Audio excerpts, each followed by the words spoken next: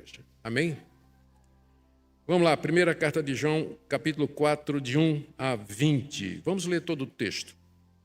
Amados, não deis crédito a qualquer espírito. Antes provai os espíritos se procedem de Deus, porque muitos falsos profetas têm saído pelo mundo afora. Nisto reconheceis o Espírito de Deus, é o chibolete que João coloca aqui. Nisso reconheceis o Espírito de Deus. Todo espírito que confessa que Jesus Cristo veio em carne, esse é de Deus. Todo espírito que não confessa a Jesus não procede de Deus, pelo contrário, este é o espírito do anticristo, a respeito do qual tendes ouvido que vem e presentemente já está no mundo. Filhinhos, vós sois de Deus e tendes vencido os falsos profetas, porque maior é aquele que está em vós do que aquele que está no mundo. Eles procedem do mundo, por essa razão falam da parte do mundo e o mundo os ouve. Nós somos de Deus. Aquele que conhece a Deus nos ouve. Aquele que não é da parte de Deus não nos ouve. E nisto reconhecemos o espírito da verdade e o espírito do erro. Amados, amemo-nos uns aos outros, porque o amor procede de Deus, e todo aquele que ama é nascido de Deus e conhece a Deus. Aquele que não ama não conhece a Deus, pois Deus é amor. Nisso se manifestou o amor de Deus em nós, em haver Deus enviado o seu Filho unigênito ao mundo para vivermos por meio dele. Nisto consiste o amor, não em que nós tenhamos amado a Deus, mas em que ele nos amou e enviou o seu Filho como propiciação, pagamento pelos nossos pecados. Amados, se Deus de tal maneira nos amou, devemos nós também amar uns aos outros. Ninguém jamais viu a Deus. Se amarmos uns aos outros, Deus permanece em nós e o seu amor é em nós aperfeiçoado. Nisto conhecemos que permanecemos nele e ele em nós, em que nos deu do seu Espírito. E nós temos visto e testemunhado que o Pai enviou seu Filho como Salvador do mundo. Aquele que confessar que Jesus é o Filho de Deus, Deus permanece nele e ele em Deus. Mais um chibolete, né? Veja que João coloca vários testes à medida que ele vai escrevendo. Aquele que confessar que Jesus é o Filho de Deus, Deus permanece nele e ele em Deus. E nós conhecemos e cremos no amor que Deus tem por nós. Deus é amor, e aquele que permanece no amor, permanece em Deus e Deus nele. Nisso é em nós aperfeiçoado o amor, para que no dia do juízo mantenhamos confiança, pois segundo ele é, também nós somos nesse mundo. No amor não existe medo, antes o perfeito amor lança fora o medo. Ora, o medo produz tormento, logo aquele que teme não é aperfeiçoado no amor. Nós amamos porque ele nos amou primeiro.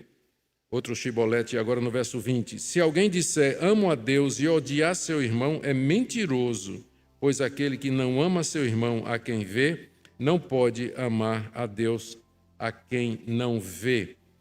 Ora, temos da parte dele esse mandamento, aquele que ama a Deus, ame também a seu irmão.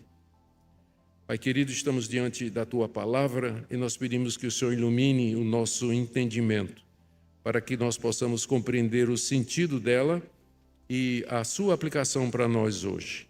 Fala ao coração daqueles que se encontram aqui nesta manhã e que precisam, Senhor, ser renovados, consolados, orientados, instruídos, talvez corrigidos, repreendidos, conforme a necessidade de cada um que o Senhor conhece tão bem. Ouve a nossa oração, em nome de Jesus. Amém. Queridos irmãos, na mensagem anterior nós vimos que João apresenta o teste do amor aos irmãos como evidência da verdadeira fé cristã. Uma das provas de que uma pessoa é realmente convertida é que ela é capaz de amar os seus irmãos, perdoá-los, aceitá-los e ter o amor que se traduz em boas obras com relação a essa pessoa. João havia ensinado que isso é um mandamento de Cristo. E ele usou o exemplo de Caim e Abel para dizer que tipo de amor ele se refere. Caim era do diabo e matou seu irmão. E, portanto, se nós, mesmo não matando os irmãos, mas querendo que eles morram, ou tendo ódio ou mágoa no coração, nós seguimos Caim e não Abel. Portanto, o amor ao próximo é evidência de que você, de fato, foi regenerado, que você foi salvo, que Deus lhe perdoou e lhe deu a vida eterna. E esse amor, eu estou fazendo um resumo da última mensagem, este amor se traduz em ações concretas. Se você vir o seu irmão passar necessidade e você fechar o seu coração, como é que pode o amor de Deus estar em você? Pergunta João. O amor verdadeiro, então, quando nós estamos convencidos de que amamos, com base no amor de Deus, ele nos dá confiança para nós chegarmos diante de Deus e pedirmos o que quisermos. Nós vimos a relação entre amor e oração. Agora, João fala na continuidade, aqui no capítulo 4, sobre a necessidade que os crentes têm de discernimento espiritual. E ele faz isso trazendo mais alguns testes do verdadeiro ou da verdade. Nós vimos que essa carta foi escrita com o objetivo de combater falsos mestres que estavam se infiltrando nas igrejas da Ásia, a quem essa carta é dirigida. E João escreve dando aos seus leitores 3 testes que eles poderiam fazer para saber se aqueles mestres estavam falando de Deus. Primeiro, o teste doutrinário. Todo aquele que nega que Jesus é o Cristo, esse não é de Deus. Todo aquele que nega isso é falso profeta. O teste moral. Todo aquele que vive na prática do pecado, esse não é de Deus, mesmo que ele diga que é. E o teste do amor. Aquele que diz que conhece a Deus, mas não ama seu irmão, esse não é de Deus. Teste doutrinário, moral e social. João repete esses testes aqui na carta. E ele tem como objetivo fornecer bases para que os cristãos examinem todo mundo, todos que ele ouve. Em outras palavras, o cristão não deve ser tolo, um ingênuo, mas naive, que é uma palavra muito boa em inglês, não é? Mas ele deve prestar atenção naquilo que está sendo dito, aplicar esses testes, e existem outros na Bíblia, esses são apenas 3, para discernir se a pessoa está falando da parte de Deus ou não. E é esse o ponto aqui de todo o capítulo 4 que nós acabamos de ler, onde João vai combinar o teste doutrinário, o teste do amor, o teste moral, para, mais uma vez, reassegurar os seus leitores sobre como eles podem discernir a verdade e o erro. E também, aproveitando, os seus leitores deveriam se examinar. Será que eu estou na verdade? Será que eu sou de Deus? Será que eu nasci de novo? Será que a obra de Deus já foi feita em mim? É isso que nós queremos ver aqui. Vamos começar, então, com a orientação que João nos dá no verso 1, de que é nosso dever examinar os pregadores e os crentes em geral. Amados, não deis crédito a qualquer espírito. Antes provai os espíritos se procedem de Deus, porque muitos falsos profetas têm saído pelo mundo afora. Espírito aqui é o princípio que está por detrás de cada pregador. É aquilo que anima, que dá força para aquela pessoa que está falando. Existem 3 possibilidades quando nós pensamos nisso. Existe o espírito humano, às vezes a pessoa se apresenta como sendo de Deus, mas ela está falando simplesmente de si. Existem os espíritos malignos, tem pessoas que são possuídas, oprimidas, opressas, controladas por espíritos malignos e elas falam coisas que são inspiradas por Satanás, existe isso, nós vamos ver. E tem aquelas pessoas que falam pelo Espírito Santo. Espírito humano, espírito maligno, Espírito Santo. Se só tivesse o Espírito Santo no mundo, nós não precisaríamos ficar examinando. Mas como existem essas 3 possibilidades, nós somos chamados a examinar, a não acreditar de cara no que você está ouvindo, mas você examinar se de fato aquela pessoa, qual é o espírito que está por detrás daquela pessoa. Não acreditar, mas examinar. A razão que João dá para isso é mencionada aqui no final do verso 1. Já muitos falsos profetas têm saído pelo mundo afora. Nem todo mundo que se apresenta dizendo que é cristão, que vem da parte de Deus, está falando a verdade. Tem muitos falsos profetas. Por que eles são chamados de falsos? Por que eles são chamados de falsos profetas? São chamados de profetas porque profeta é alguém que fala em nome de outro. Então, eles se apresentam como dizendo, Deus me mandou para dizer a vocês essas coisas. Mas ele é falso, primeiro, porque Deus não mandou, e segundo, o que ele está dizendo é contra aquilo que Deus nos ensina em sua palavra. Então já tem muitos falsos profetas. Se João disse isso naquela época, 2000 anos atrás, imagine hoje. Já tem muitos falsos profetas. Agora veja como nós temos dificuldade em cumprir esse mandamento. Se eu perguntasse a você, para você, na sua cabeça aí, não precisa falar em voz alta, faça uma lista aí de 5 falsos profetas que você conhece. Tem muitos. Tem, né? Não só aqui no Brasil, não só aqui nos Estados Unidos, mas como no Brasil também. Faça uma lista na sua cabeça de 5 falsos profetas. Eu sei que a maioria de vocês vai ter dificuldade em fazer isso. É porque exatamente nós pensamos que examinar, né, criticamente o que está sendo dito é julgar.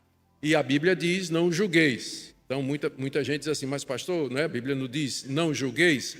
Só que o julgamento que Jesus proíbe é o julgamento hipócrita, porque ele diz, por que é que você vê a trave no olho do seu irmão e não vê o cisco que está no seu olho? Hipócrita, primeiro tira a trave do teu olho para você poder tirar o cisco do olho do irmão. E em seguida Jesus disse, não dê aos cães e aos porcos as pérolas e aquilo que é precioso. Para eu obedecer esse mandamento de Jesus, eu tenho que saber quem é porco e quem é cão. Senão, Jesus disse para não dar pérolas aos porcos. Então, eu tenho que examinar para dizer, isso aí é porco. Eu não vou dar as pérolas do Evangelho, não vou dar as verdades de Deus para essa pessoa. Nós somos chamados a não ser bestas, né? O cristão não tem que ser besta, ele não tem que ser naíve, inocentão, dizer que está tudo muito bem. Não. Existe um sentido em que ele tem que ser bem crítico. Ele tem que avaliar, ele tem que analisar o que é que ele está ouvindo, porque já tem muito erro, já tem muita mentira em nome do Evangelho, em nome de Cristo espalhada pelo mundo. Muitos falsos profetas já saíram pelo mundo afora, como aqueles que estavam infestando as igrejas a quem João escreve. Em seguida, João apresenta, mais uma vez, testes que nós podemos usar para discernir quem está falando de Deus ou não, que servem para os seus leitores também e que identificam o verdadeiro cristão. E eu quero entrar nessa passagem por isso aí. 6 ou 7 marcas do verdadeiro cristão a partir desse pano de fundo que nós estamos descrevendo aqui. Então vamos lá para a primeira marca. O cristão verdadeiro, à luz de tudo isso que nós vimos, ele confessa a encarnação de Cristo. Ele confessa a encarnação de Cristo, versos 2 e 3. Vocês podem reconhecer o Espírito de Deus. Todo espírito que confessa que Jesus Cristo veio em carne, esse é de Deus. E todo aquele que não confessa a Jesus não procede de Deus, pelo contrário, é o espírito do anticristo, a respeito do qual tendes ouvido que vem e presentemente já está no mundo. Está aqui a primeira marca do verdadeiro cristão. Ele confessa que Jesus Cristo veio em carne, ou seja, que Jesus era uma pessoa real, de carne e sangue, e que Deus estava nele. Quem confessa isso, de fato, vem de Deus. Quem nega que Jesus era humano, quem nega a plena humanidade de Jesus, esse aí não procede de Deus. Você pode pensar, mas que tolice, Jesus de fato era homem. Mas naquela época, essa seita que está sendo combatida aqui, ela dizia que Jesus não tinha um corpo real, que o corpo de Jesus era uma projeção, era um corpo espiritual, que se você botasse a mão, você atravessaria. Ele não era material. Esses falsos mestres seguiam o espírito da época, que fazia separação entre espírito e matéria, chamado dualismo. Eles não podiam acreditar que Deus pudesse assumir um corpo humano, porque isso seria misturar espírito e matéria. E aí eles negavam que Jesus, de fato, tinha um corpo humano, tinha um corpo real e verdadeiro. João diz que quem nega a humanidade de Jesus, a plena humanidade de Jesus, esse é do anticristo. E aqui é a primeira vez que no Novo Testamento aparece essa palavra, anticristo. O que é que anticristo significa? É uma combinação de duas palavras, essa palavrinha anti, que em grego significa contra, e no lugar de, e Cristo, ungido, o ungido, o Messias, o Cristo. Então, anticristo significa aquele que é contra Cristo ou aquele que toma o lugar de Cristo. Essa figura aí, João diz, vocês já ouviram que ele haveria de vir. Está aí no verso 3, a respeito do qual tendes ouvido que vem, ou que virá, ou que está vindo. Pode ser traduzido de qualquer uma dessas formas. Onde foi que os leitores de João tinham ouvido que o anticristo chegaria? Daniel, capítulo 7, fala do abominável da desolação. Jesus, no seu sermão escatológico, falou do abominável da desolação. O apóstolo Paulo, em Tessalonicenses, segundo aos Tessalonicenses, capítulo 2, falou do homem da iniquidade, o filho da perdição, que se senta no lugar sagrado, parecendo ser Deus, que faz sinais prodígios pelo poder de Satanás.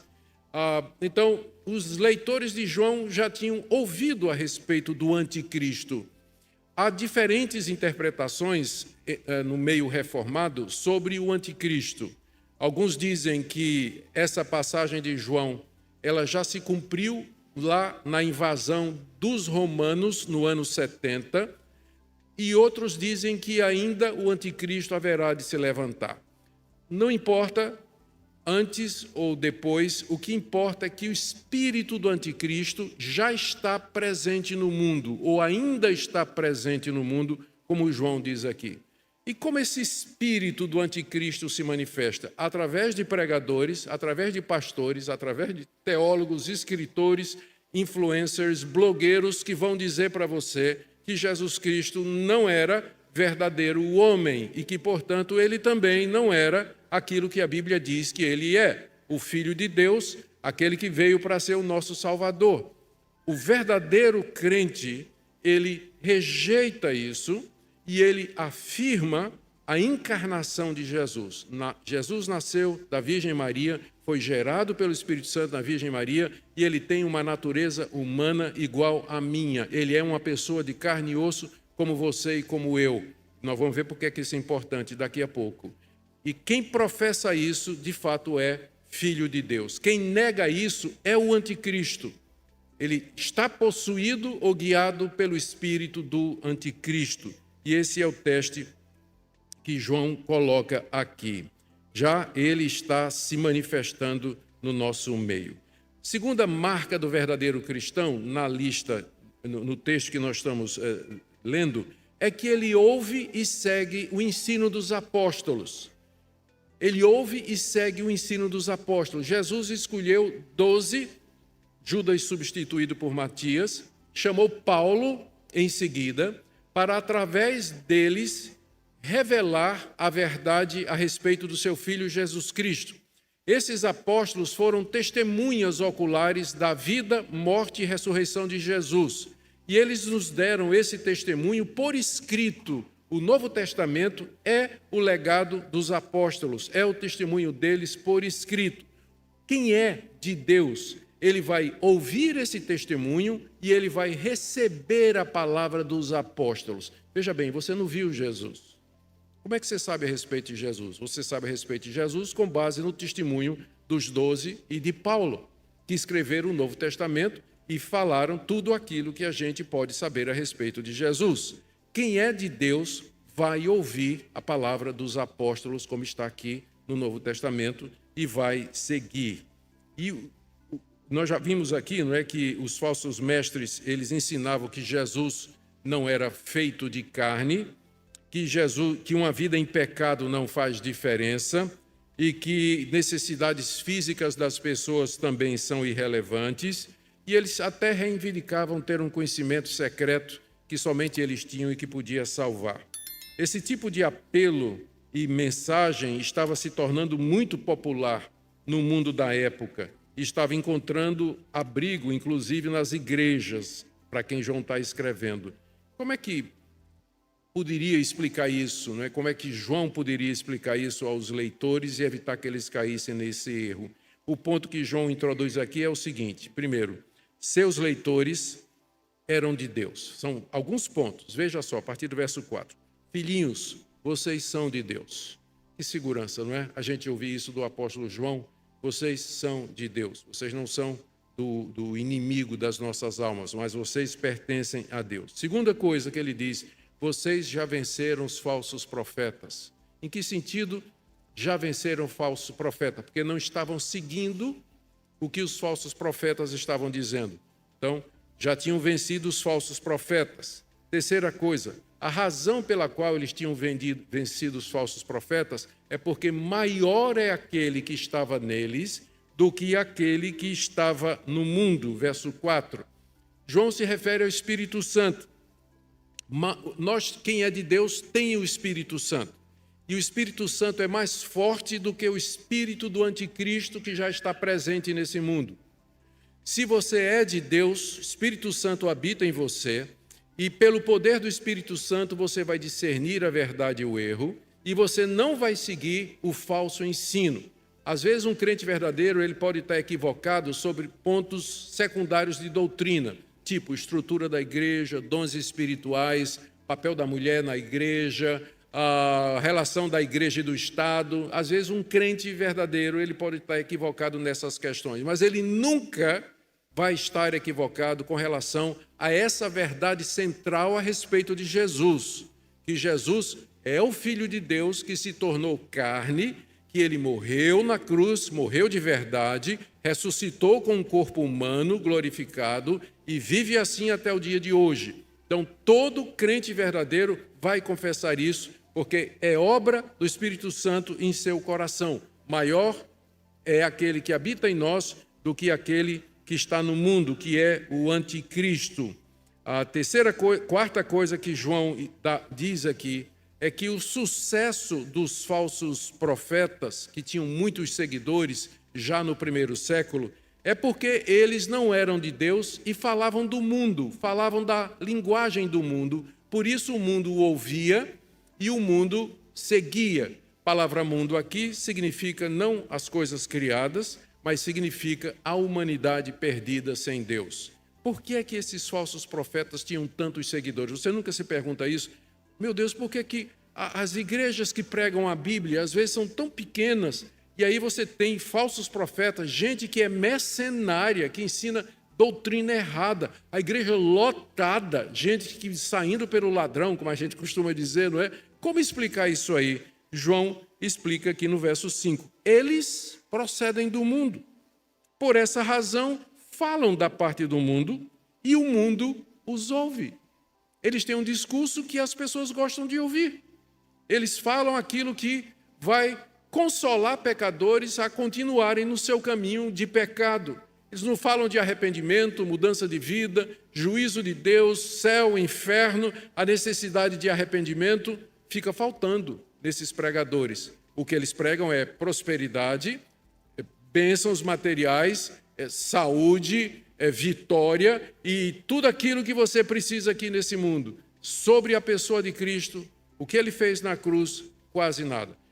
Uma vez eu estava escutando, faz muito tempo eu estava escutando um desses obreiros, um desses missionários aí que abriu, tinha uma grande igreja neopentecostal, eu estava escutando o sermão dele e de repente ele começou a falar sobre pecado. Né? Aquela passagem de Josué, santificai-vos porque amanhã o Senhor fará maravilhas no vosso meio. E aí ele começou a falar da necessidade de santificação, arrependimento, mudança de vida, abandono do pecado. Ele disse, meu Pai do céu, talvez eu estava enganado a respeito dessas pessoas, elas estão pregando, de fato, arrependimento e santificação. E ele continuou falando, pregando, aí veio. Por isso, amanhã, aqui na igreja, noite do milagre.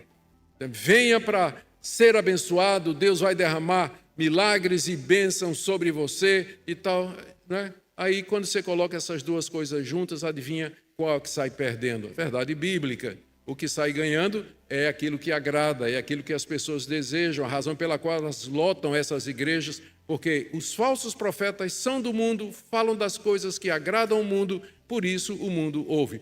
Mas já o cristão, e essa é a marca dele que nós estamos vendo aqui, a segunda marca, verso 6. Ele ouve os apóstolos, olha o que é que João diz aqui. Nós somos de Deus. Quem é esse nós? É João e os demais apóstolos de Cristo. Aquele que conhece a Deus nos ouve. João diz, nós, os apóstolos, nós somos de Deus. Quem é de Deus vai ouvir o que nós estamos dizendo. Aquele que não é de Deus não vai nos escutar e, consequentemente, não vai atrás de pregadores que ensinam a doutrina apostólica e muito menos se tornar membros de igrejas onde a verdade apostólica sobre Cristo é ensinada. Eles vão atrás de falsos profetas. Então, esse é a segunda marca do verdadeiro cristão. Ele ouve e ele segue a doutrina dos apóstolos. Onde está essa doutrina? Escritura Sagrada. Não está em nenhum outro lugar. Não está em revelação subjetiva, não está na personalidade carismática de alguns líderes, não está em novas revelações, sonhos e visões. Apóstolo bom é apóstolo morto, né? Aquele que já morreu e que deixou o seu legado por escrito, está aqui. Nós somos igreja apostólica, não somos? Por que nós somos uma igreja apostólica? Porque nossa doutrina se baseia no ensino dos apóstolos, que está aqui. Então, quem é de Deus vai ouvir e vai seguir. Quem não é de Deus vai seguir o falso profeta. Vai seguir o falso profeta, porque o falso profeta vai dizer tudo aquilo que ele quer ouvir, enquanto que numa igreja bíblica, você nem sempre vai ouvir o que você quer. Você vai ser confrontado pela palavra, você vai ser desafiado pela palavra e, consequentemente, você vai precisar tomar uma decisão diante do que você ouve. Esse era o outro shibolete, outro teste que João coloca aqui. O primeiro foi que todo o crente verdadeiro confessa a encarnação, e o segundo que ele acabou de dizer é que o crente verdadeiro ouve e segue o ensino dos apóstolos. Agora vem um terceiro teste. O crente verdadeiro ama os seus irmãos. Está aí do verso 7 até o verso 12. Como nós já vimos, se você está seguindo a nossa série, você vai lembrar disso, eu vou recapitular por amor àqueles que estão nos visitando. Os falsos profetas que estavam entrando nas igrejas e que João combate aqui, eles desprezavam as necessidades materiais das pessoas devido ao dualismo com que eles interpretavam a realidade. O que é espírito é bom, mas o que é matéria é mal. Como o corpo é material, não interessa para mim. Deus não se preocupa com o corpo, portanto, Deus não se preocupa com as necessidades físicas e materiais. Eles achavam que o corpo era a prisão da alma e que você tinha que quebrar o corpo através de castigos, privações, para que a alma pudesse ser liberta e chegar até Deus. Esse era o ensino dos falsos mestres. João responde a isso com uma verdade simples, uma frasezinha de 3 letras, de 3 palavras. Deus é amor. Essa é a resposta que João dá a esse falso ensino. Deus é amor. E com base nessa declaração de que Deus é amor, João estabelece os seguintes pontos que eu quero que você preste atenção agora.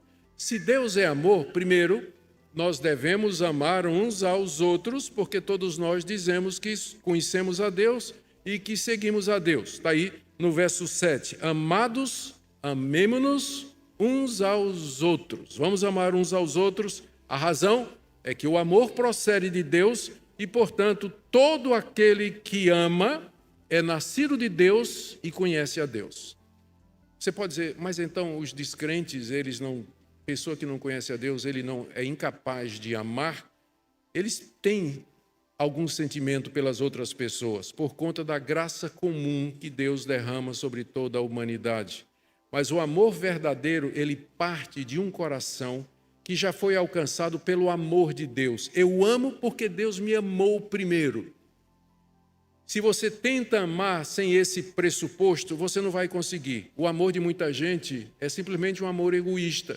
É paixão, é encanto, é infatuação, mas não é um amor verdadeiro. O amor verdadeiro nasce de Deus, porque 3 palavrinhas, Deus é amor.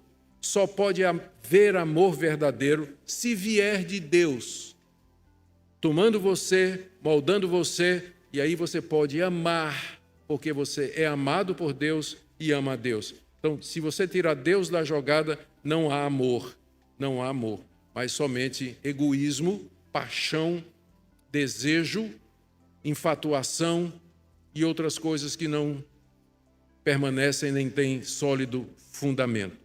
Quem confessa, agora vem o outro ponto aqui, quem professa ser cristão, mas não ama seu irmão, não conhece a Deus, diz João aqui no verso 8. Aquele que não ama, não conhece a Deus, pois Deus é amor. Se você conhece a Deus, você vai amar as pessoas. Se você se pega, eu digo isso com muita seriedade, eu queria que você examinasse mesmo.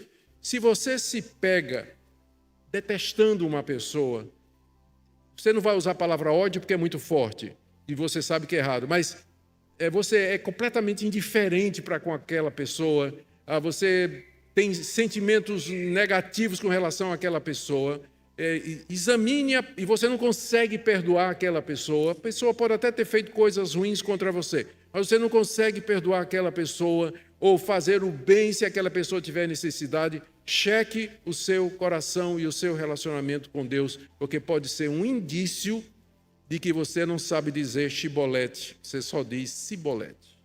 Pode ser um indício de que você não é crente, você é apenas um religioso, porque quem ama a Deus ama também o seu irmão, mesmo que seu irmão tenha feito alguma coisa errada contra você.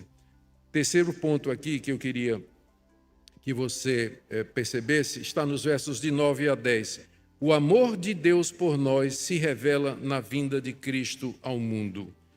Está tudo dito aqui, olha, no verso 9. Nisso se manifestou o amor de Deus em nós, ou por nós, em Deus haver enviado o seu Filho unigênito ao mundo para vivermos por meio dele.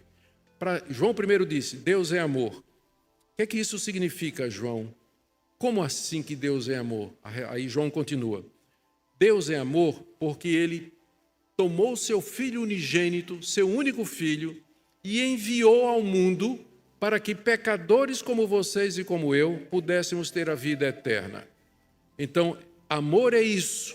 Renúncia, abrir mão por amor a outras pessoas, para o bem de outras pessoas. É desse tipo de amor que João está falando aqui e que se baseia no amor de Deus por nós, para que nós possamos viver por meio de Cristo. Isso é o verdadeiro amor. E aí João explica, no verso 10, nisso consiste o amor, não em que nós tenhamos amado a Deus, mas que Ele nos amou e enviou seu Filho como propiciação pelos nossos pecados. Então, não pense assim, olha, tem gente que pensa assim, Deus me ama porque eu amo a Deus. Tem gente que pensa assim, não é? Geralmente é o pessoal que acha que no ser humano existe capacidade suficiente para amar, por si só. Geralmente são pessoas que não entendem a gravidade do pecado e da corrupção do nosso coração.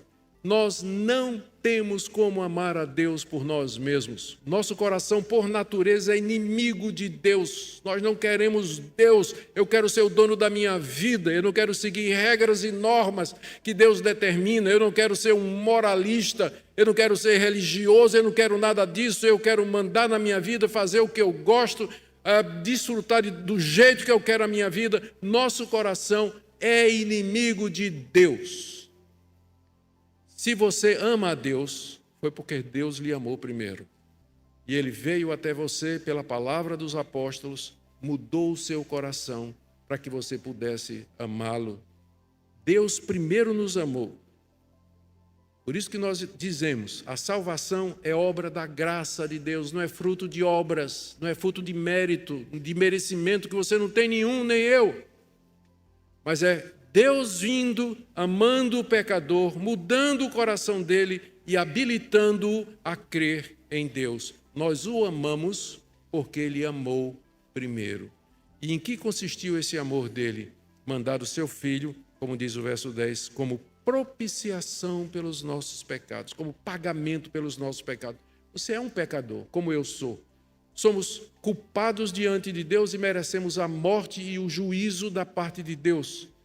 Em vez de fazer isso, Deus, em amor, mandou o seu Filho levar sobre si e beber até a última gota o cálice da ira de Deus em nosso lugar. Ele é o nosso representante. Por isso que João diz, por isso que é importante que você saiba e creia que Jesus era verdadeiro homem, para que Porque para que ele pudesse pagar pelo meu pecado, ele tinha que ser meu representante. Um anjo não podia morrer naquela cruz. Se um anjo morresse naquela cruz, não me valeria absolutamente nada. Tinha que ser um homem. Por isso que João insiste. Jesus era real, tinha um corpo real, porque de outra maneira ele não podia fazer pagamento pelos nossos pecados. Ele tinha que ser humano porque ele tinha que nos representar. Ele tinha que tomar o nosso lugar. Somente um humano pleno, verdadeiro, podia ocupar o meu lugar naquela cruz. E é assim que ele fez propiciação, pagamento pelos meus pecados. E nisso está o amor de Deus. Nós o amamos porque ele nos amou primeiro. E o amor dele consistiu nisso, que ele mandou seu Filho para pagar os nossos pecados e para que nós vivamos por meio dele. Muito bem. Esse foi o terceiro. E aí ele termina dizendo aqui que o amor de Deus por nós, verso 11, é a base de nós amarmos o nosso irmão. Ele ainda está nesse teste, né, de que o crente verdadeiro ama seu irmão. Verso 11, amados, se Deus de tal maneira nos amou, de tal maneira, amor imenso, também nós devemos amar uns aos outros. Aí veja no verso 12 aqui, eu gosto dessa passagem. O nosso amor pelos irmãos produz dois efeitos. Me siga aqui para você poder entender. O amor aos irmãos produz dois efeitos. O primeiro, torna visível o Deus invisível. Olha o que ele diz. Ninguém jamais viu a Deus. Espera aí, pastor. Mas e Moisés? E os profetas? Isaías capítulo 6. Essas manifestações de Deus. Ninguém jamais viu Deus na sua essência, na sua pureza, na sua natureza. Nós morreríamos imediatamente. O que de Deus se pode ver são manifestações chamadas de teofanias, em que Deus assume alguma forma, como uma sarça ardente, uma coluna de nuvem, uma coluna de fogo. São representações de Deus. O próprio Deus, quando veio a esse mundo, ele tomou uma forma humana. Nós vemos a Deus na face de Cristo. Nós não podemos ver a Deus diretamente, o ser de Deus, porque nós seríamos fulminados imediatamente. Ninguém jamais viu a Deus, mas quando você ama, Deus se torna visível em você. É isso que João está dizendo aqui. Amados, ninguém jamais viu a Deus. Se amarmos uns aos outros, Deus permanece em nós. As pessoas veem a Deus em você. Elas vão ver o seu amor pelos irmãos, a sua entrega, a sua renúncia, seu cuidado pelas pessoas e vão dizer, é isso que Deus é. Eu agora sei quem é Deus, agora entendo quem é Deus. Eu vejo Deus em você. Quando nós amamos uns aos outros, o Deus invisível se torna visível. Nós vemos a Deus através dos irmãos quando eles amam, quando eles fazem como Deus fez, renunciam a si próprios por amor e cuidado pelos outros. Vamos agora para o quarto, estamos chegando, viu, irmãos? Quarta marca do verdadeiro cristão está aí, do verso 13 a 16, é que pelo Espírito ele confessa a verdade a respeito de Jesus. O Espírito Santo habita em nós, ele testifica em nós a respeito de Cristo, e a partir disso João faz alguns pontos. Primeiro, nós sabemos que somos de Deus, mais um chibolete, não é? Pela presença do Espírito Santo em nós, veja aí o verso 13. Nisto conhecemos que permanecemos em Deus e Deus em nós, que Ele nos deu o seu Espírito Santo. Todo crente verdadeiro tem o Espírito Santo. Uma pergunta que eu recebi recentemente e respondi lá no meu Instagram foi essa. Por que vocês não procuram a segunda bênção, que é o batismo com o Espírito Santo? Minha resposta foi que todo crente, ele já tem o Espírito Santo, porque sem o Espírito Santo nem crente ele poderia ser. Você pode buscar o enchimento do Espírito, mas você já foi batizado com o Espírito Santo quando você se converteu. Se nós sabemos que Deus está conosco porque Ele nos deu do seu Espírito Santo. E como é que eu sei que o Espírito Santo está em nós? Ele diz aqui no verso seguinte, no verso 14, nós temos visto e testemunhamos que o Pai enviou seu Filho como Salvador do mundo. Falando como apóstolo, João diz, nós vimos e damos testemunho de que Jesus Cristo é o Filho de Deus. Pelo Espírito Santo, você crê nisso. Você sabe que você tem o Espírito Santo, porque essa doutrina é boa, é agradável aos seus olhos. Se você está ouvindo eu dizer aqui que Jesus é o Filho de Deus, que Ele encarnou, que Ele morreu, ressuscitou com um corpo real e que Ele é o único caminho, isso é música para os seus ouvidos, isso é uma prova que você é de Deus.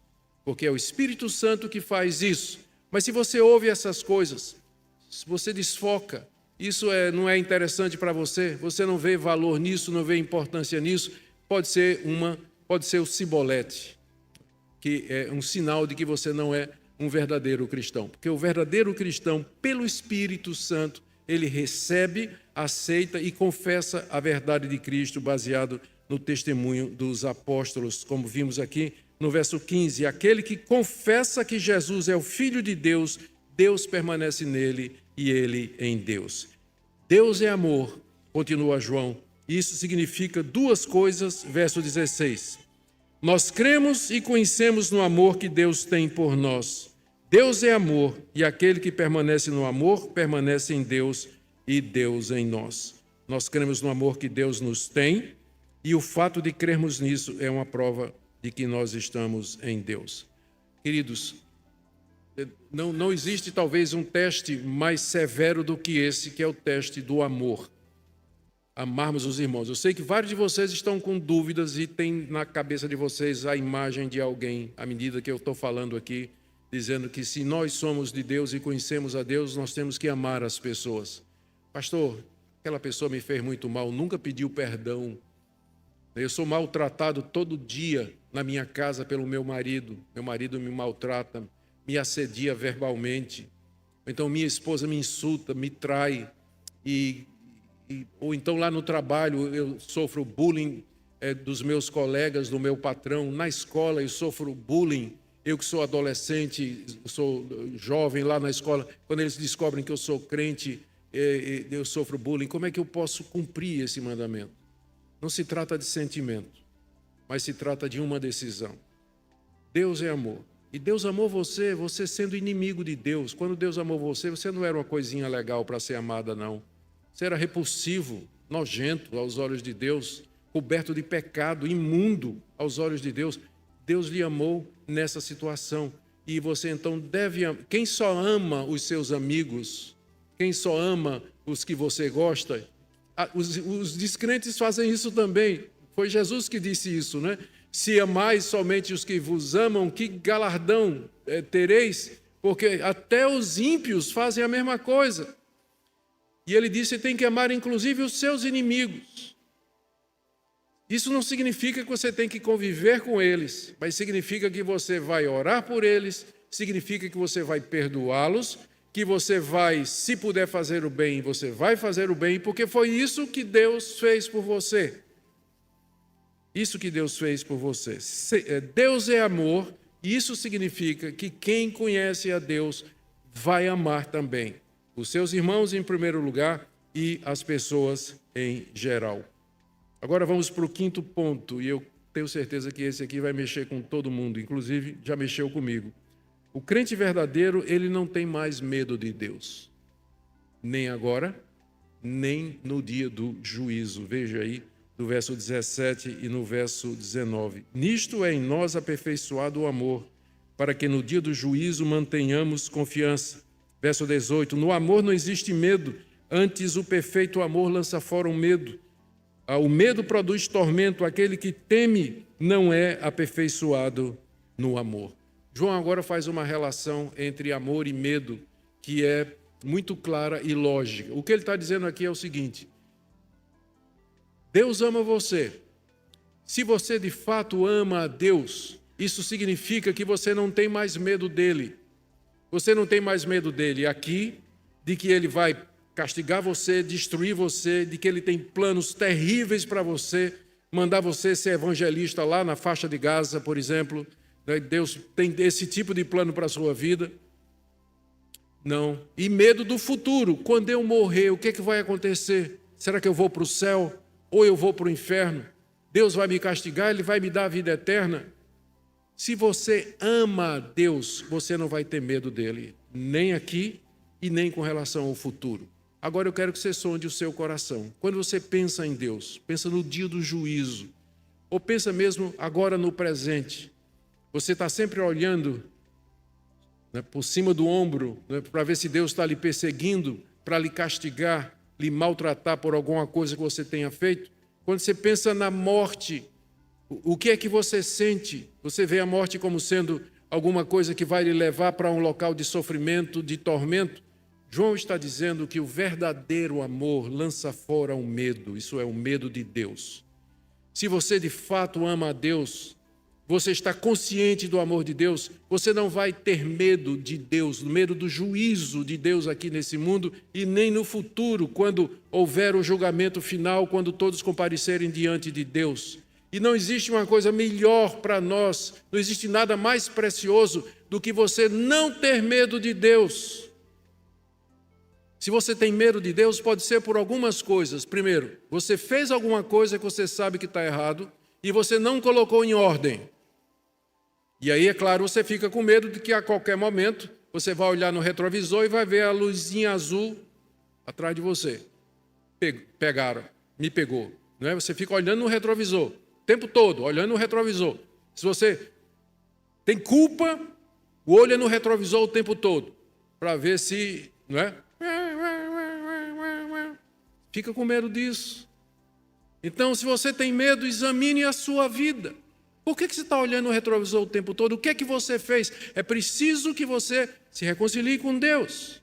A porta está aberta. Cristo fez propiciação pelos nossos pecados. Conserte a vida. Arrume sua conduta. Desfaça esse relacionamento. Mude sua vida nos seus negócios. Faça as coisas direito. E você não vai ter medo. Segunda razão, se você tem medo, é que você ainda não entendeu o amor de Deus por você. Deus lhe perdoa completamente, já não há mais condenação para aqueles que estão em Cristo Jesus. Se você é de Deus, seus pecados foram pagos, seus pecados foram todos quitados, não tem mais absolutamente nada na sua conta negativa, saldo negativo diante de Deus, porque tudo foi saldado completamente. O verdadeiro amor lança fora o medo. Ele diz aqui que o medo produz tormento. Eu sei de pessoas que vivem atormentadas. Sei de pessoas que vivem atormentadas com medo, horror do que vai acontecer, do futuro, de todas estas coisas. A receita que a Bíblia dá para você se livrar do tormento mental, da aflição e da angústia espiritual, é você mergulhar no amor de Deus por você. O Deus que lhe ama, que lhe perdoa, e o Deus que lhe chama para a reconciliação por meio de Cristo. Agora deixe-me ir para o último ponto, ou esse já foi o último?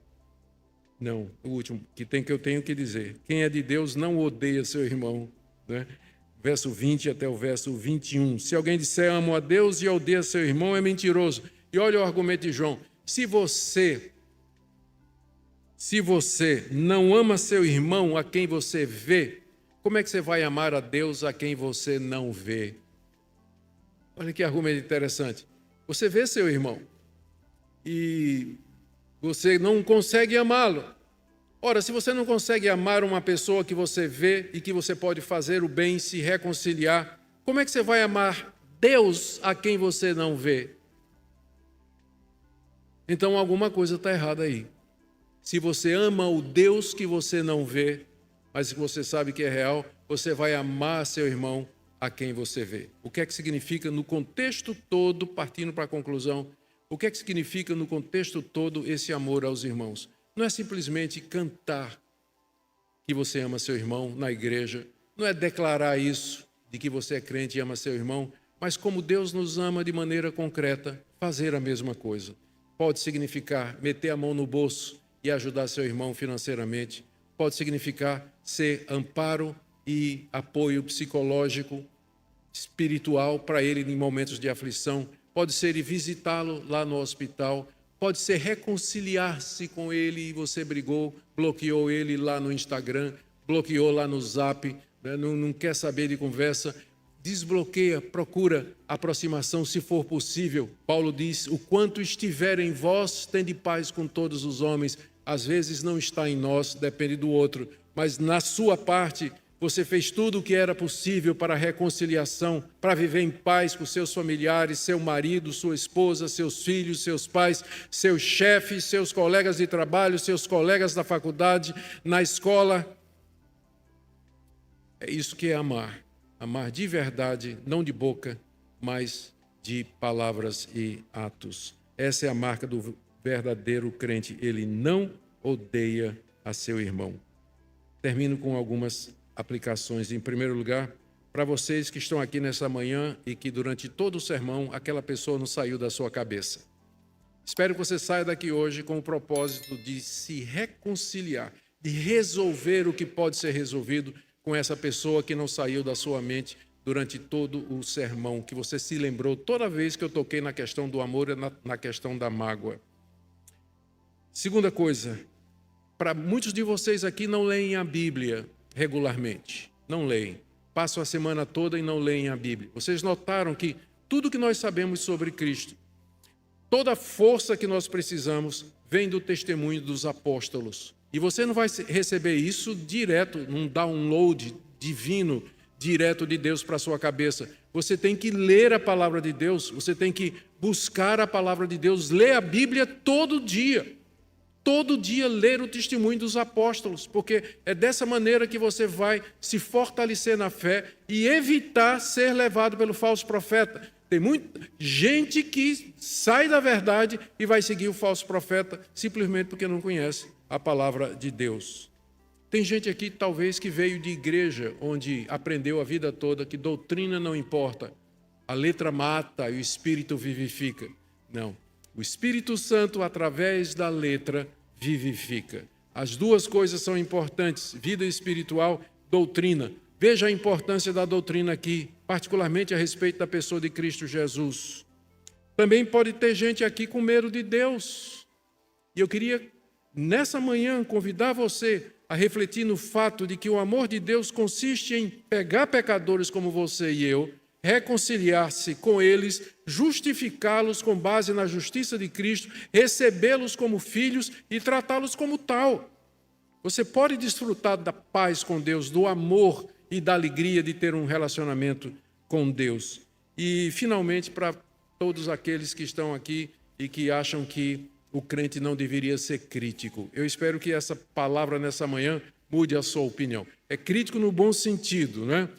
Avaliar, crítica talvez não seja uma boa palavra, mas você deve avaliar para discernir a verdade do erro. Você precisa fazer isso, não seja naive, não seja ingênuo, não seja besta, não seja tolo. Nem todo mundo que diz que é de Deus é de Deus.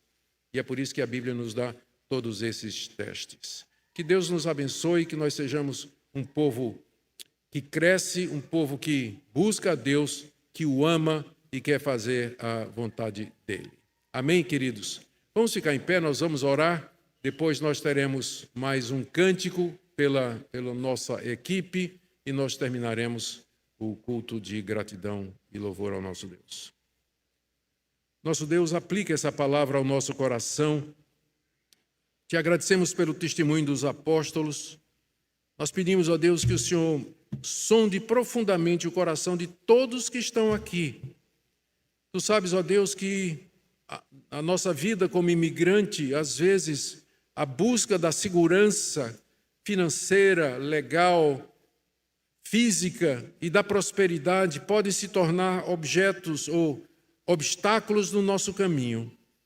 Mas nos ajuda a colocar as coisas no seu devido lugar e conhecer o teu amor acima de tudo, buscar o teu reino em primeiro lugar e todas as demais coisas serão acrescentadas. Abençoa, Senhor, esse povo querido que aqui se encontra nessa manhã. Em nome de Jesus. Amém.